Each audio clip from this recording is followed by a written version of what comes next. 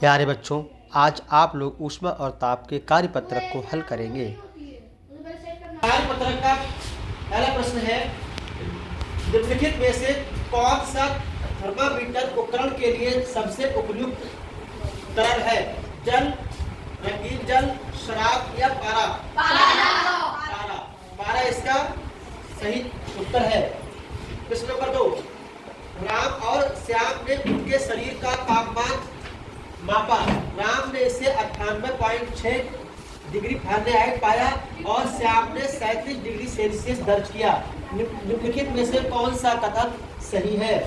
राम के शरीर का तापमान श्याम से अधिक है, राम के शरीर का तापमान श्याम से कम है, दोनों के शरीर का तापमान सामान्य है या दोनों ज्वर से पीड़ित हैं? दोनों के शरीर का तापमान सामान्य है। बिल्कुल सही उत्तर है आपका, दोनों के शरीर का तापमान सामान्य है। अगला प्रश्न इसी तरीके से अगला प्रश्न है, प्रश्न नंबर 3।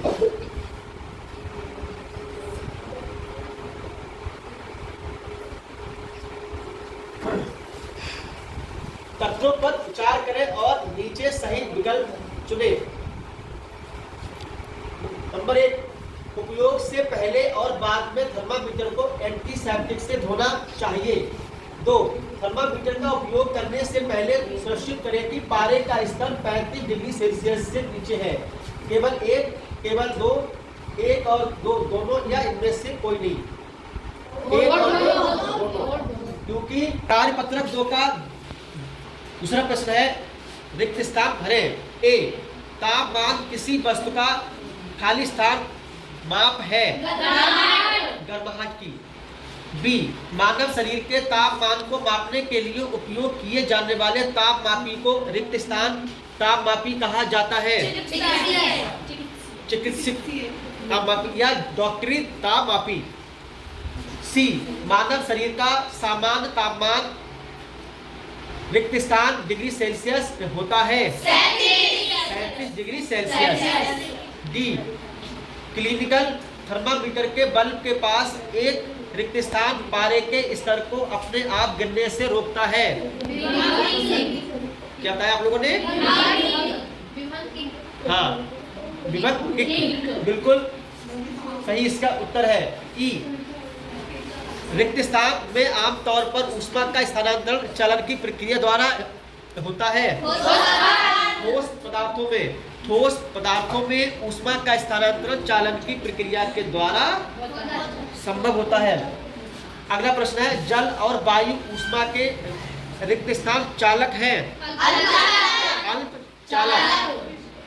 अगला प्रश्न, तटीय क्षेत्रों में दिन में ठंडी हवा समुद्र से जमीन की ओर बहती है, यह कहा जाता है?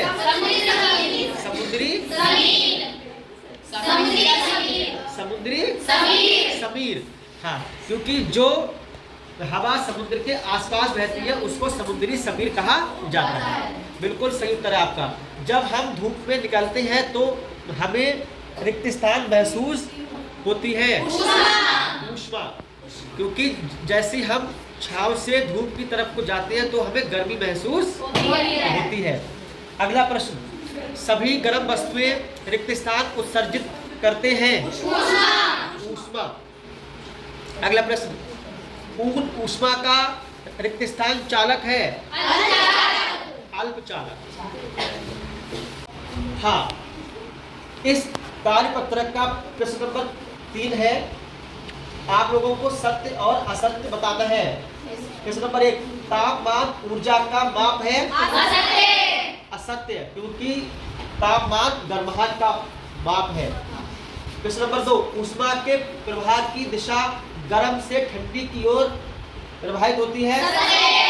सत्य है, क्योंकि ऊष्मा के प्रवाह की जो दिशा होती है वो गर्म सिरे से ठंडे सिरे की ओर प्रवाहित होती है। अगला प्रश्न, जल ऊष्मा का अच्छा संवाहक है? असत्य है। अगला प्रश्न, किसी वस्तु से ऊष्मा निकलने पर उसका तापमान बढ़ जाता है? असत्य है। अगला प्रश्न, संवहन के माध्यम से ठोस पदार्थों में ऊष्मा का स्थानांतरण होता है? असत्य है। अगला प्रश्न, चालक तरल पदार्थों में ऊष्मा स्थानांतरण का प्राथमिक तरीका है? असत्य है। अगला प्रश्न, सूर्य की ऊष्मा हम तक संभव द्वारा पहुंचती है?